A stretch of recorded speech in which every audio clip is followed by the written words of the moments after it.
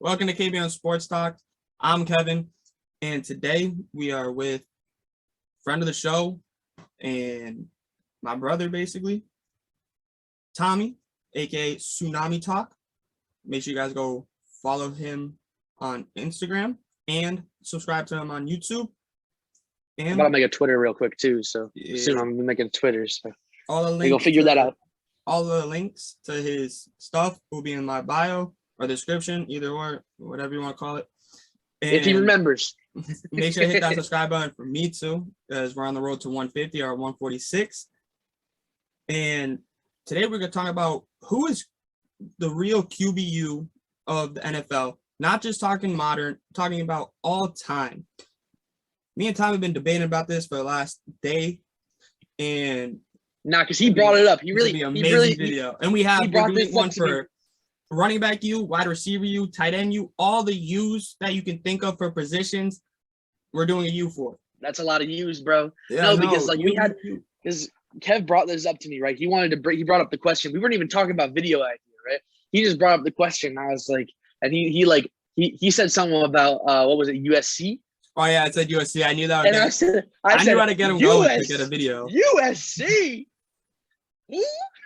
I mean, in college, USC has had really good in college. In the NFL, nah. Actually, this is really good though, because this is how we set the ground rules. When we're talking about QBU, we're not talking about college production. We're talking about QBs that graduate and make it to the next level and play at the next level. That's why it's QBU. Because this is what I was saying before. You can't call yourself Dr. U if your doctors that graduate from your university can't get a job because they're terrible at it, right?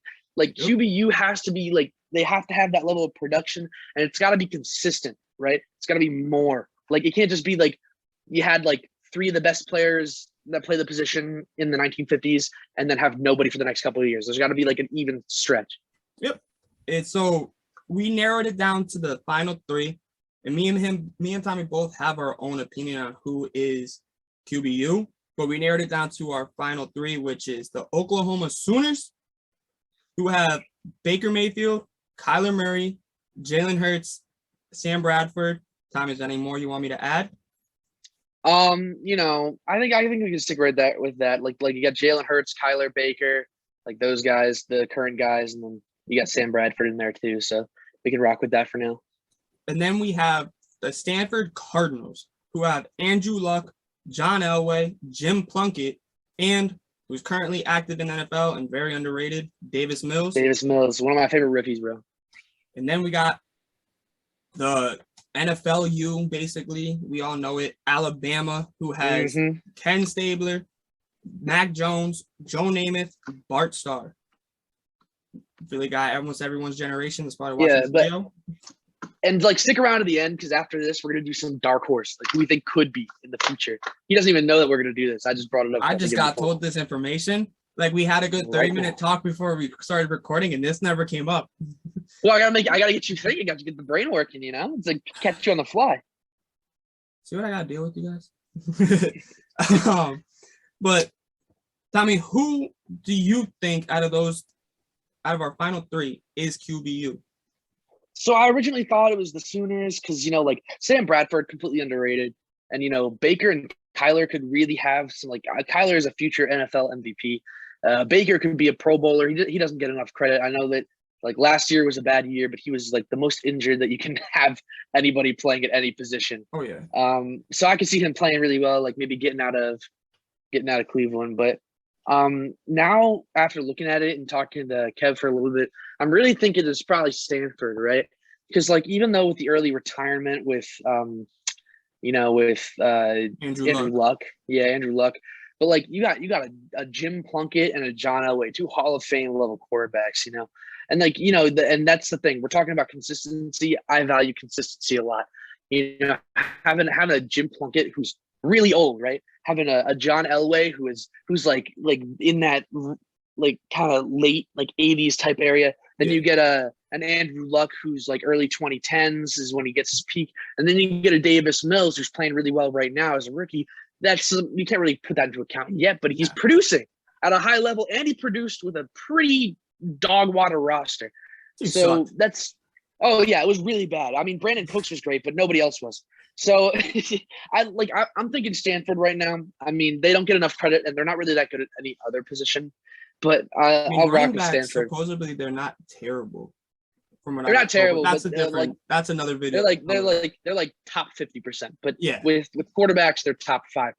yeah, and like me, mine going into this was Bama because they have Bart Starr, Joe Namath, but then I kept looking and I'm like, modern.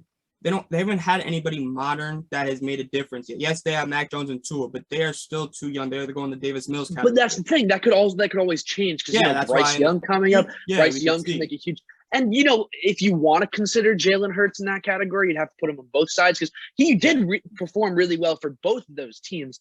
So like there's some current guys that like have some experience with Bama, but you can't really call it that yet because they haven't gotten that full experience. Yeah. Like Bryce Young could be a complete absolute bust, the next Ryan Leaf. You know what I'm saying? Yeah, that's why I feel like with Bama, there's been more bust than I think than any other team, honestly, because they always have they've been this powerhouse in the 2000s. They've been this powerhouse, like, and then we don't see anything. Like they're. But you got to expect that too. Like, I feel like quantity wise, there's probably more busts than most other schools, but at the same time, they're producing more NFL players than other schools. So it's not even like the quantity of busts might be higher, but the percentage of busts is probably around the same as the other teams because they're just producing so much more. So with more players going to the league, there's gonna be more busts. It's just how it goes. But with my pick, I know I swayed Tommy on this. I had Stanford because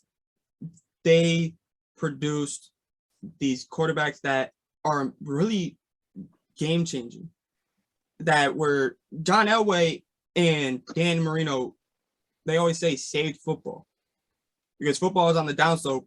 John Elway came out of Stanford and had a Hall of Fame career, won 2 Super Bowls, and people say he's one of the greatest ever. And don't even forget, those were back to back, and then he retired. Yep. Like that's some old geezer type stuff right there, and he was still going crazy. And then you have Jim Plunkett, who was a Heisman winner, that was one of the best that no one really talks about, that people forget about. He's just old, so yeah, like he's like that's the thing I feel like with older quarterbacks everyone forgets about. Like with Bart Starr, people forget about Bart Starr. Bart Starr was the GOAT back in the 60s. I think Bart and Plunkett had crazy Madden cards at one point. Might have been 16. I'm not sure. But Plunkett for sure. I was rocking with Plunkett. I was also rocking the budget Eli Manning card. So I don't really have that much conversation. Like I got nothing to say. But that's why I just think Stanford deserves it because then they produced Andrew Luck. Andrew Luck had a better O-line. Andrew Luck would have been a Hall of Famer if he stuck around. He was mid prime, probably at the start of it. Because wasn't he? What? How old was he when he retired? Like he was in his 20s. I know that. I thought he was like 29 or something like that. He was 29. I don't fully know. So like that man had years on him, and like the fact that obviously he retired for good reasons for his health and stuff, and I totally respect that. Don't knock him for it, but I feel like he would have made a lot more money. And he would have probably been in Canton if he stuck around. So now let's but that we had a little difference of opinion on who would be second though, because you're still sticking with Bama. I'm sticking with my students. I'm sticking with Bama finishing second just because you got Bart Starr, Joe Namath, and Ken Stabler right there. Those three those 3 names, let alone tell me no player is even close to debate. Like no one's close to Joe Namath or Bart Starr with Oklahoma because Baker Mayfield, Kyler Murray, Jalen Hurts, Sam Bradford, compared to Bart Starr and Joe Namath. I'm not taking any of the Oklahoma. That's the thing, though. Like I might be totally wrong if we sticking with recency bias because I get to watch them play, but I'm also thinking like you're talking about like a much older generation because that's the reason they're in second. It's because they weren't consistent like Stanford was. Yeah. But like your consistency was in a much earlier generation. And my level of consistency is much more recent. And the reason that I'm sticking with my guys is because although, most of them haven't finished their career yet, these guys have more physical ability at the position than those guys back in the Plunkett and Bart Starr era. You know, Yeah. like the best story I think I ever heard of. I think it was Bart Starr. I'm pretty sure this is about Bart Starr. His teammates put up a coat hanger, put it 20 yards away, told him to get it through. They like opened it up so it was like, you know, a big Yeah. like a big square. It was Said like like a hotel. get it through this, get it through this like 7 out of 10 times, and you got it 10 out of 10 times. Like that's great and all, but honestly, it doesn't seem that impressive anymore because you're seeing the throws that even like probably the bottom tier out of those 4 players that I listed with the new guys and Sam Bradford. It's probably Sam Bradford, and Sam Bradford could make those. I mean, Sam Bradford had like some of the best, like some crazy games in the NFL, and their games like he's throwing the ball 20 yards further than some of those guys are. So I guess that's where I put my boundaries, and it could be totally wrong. And you know what? 2 different levels of the game. Maybe if they had Plunkett throwing the ball a lot more, he'd like prove his ability. But yeah, I think that like if you put Sam Bradford in a position like Plunkett, I think Sam Bradford would be considered one of the best of all time. Yeah.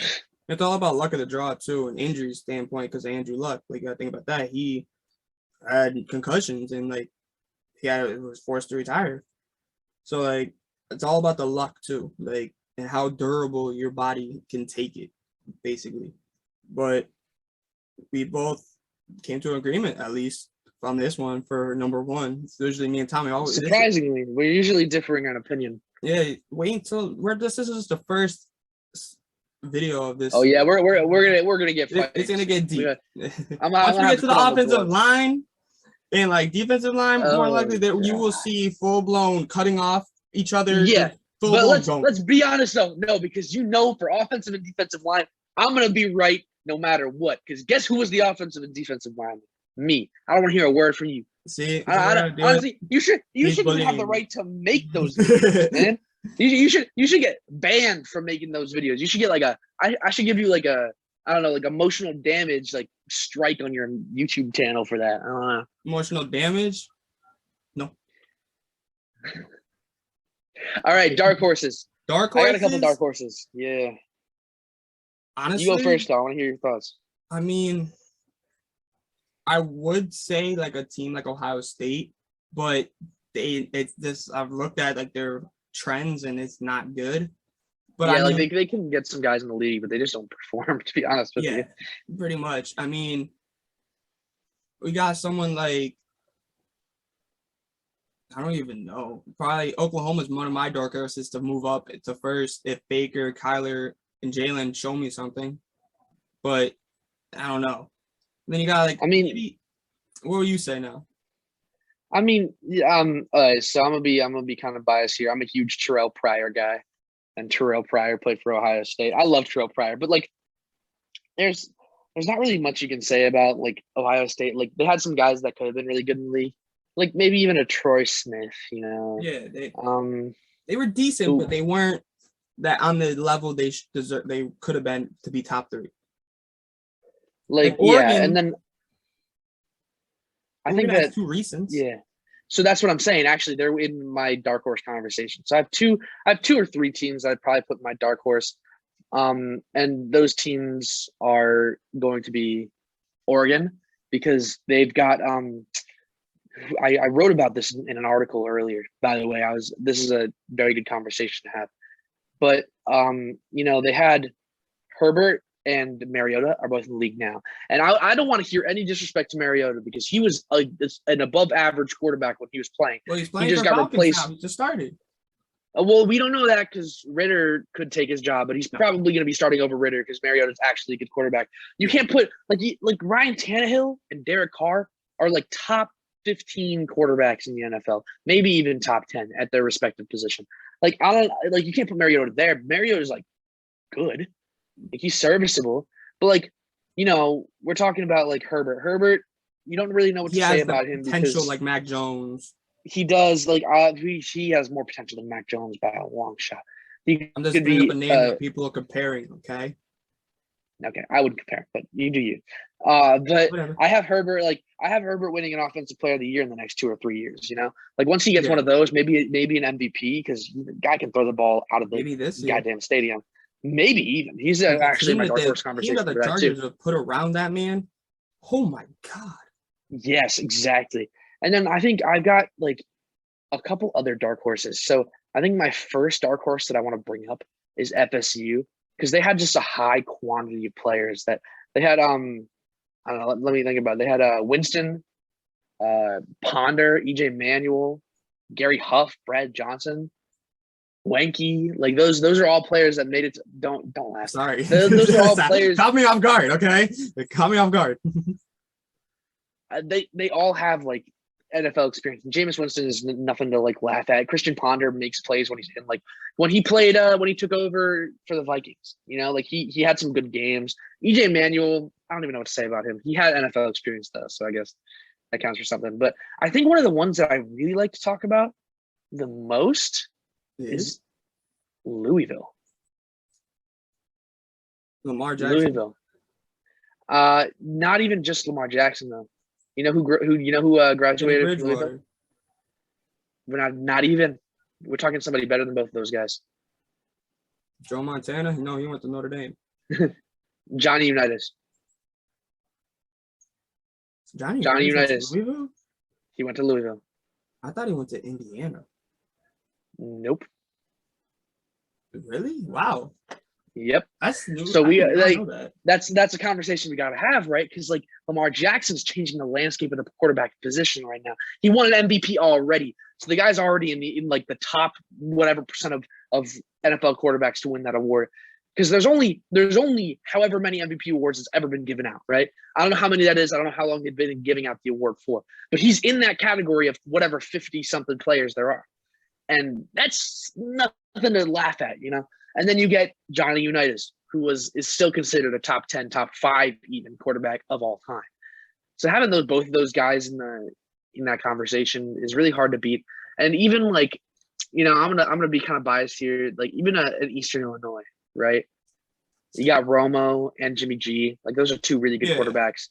Like for SCS, they are the best, I think. Even like I would put maybe a Texas into that conversation too. With Vince but their player they didn't transition as amazing. Yeah, but like Louisville is probably my biggest dark horse, and I think that they're my dark horse right now, and I think that probably Oregon is my dark horse for the future. But you know, I feel like if Baker and Kyler and Jalen Hurts have really good careers, I think Sooners are going to take the top of that list. Oh, yeah. You guys will be doing quarterback U. This is the first video of this series. Like I said, we'll be doing running back U will be next. So make sure you guys hit that subscribe button. Go check out Tommy's channel. Link in the description. Make sure to follow me on Instagram and make sure to hit that like button, you guys. And until next time, see ya.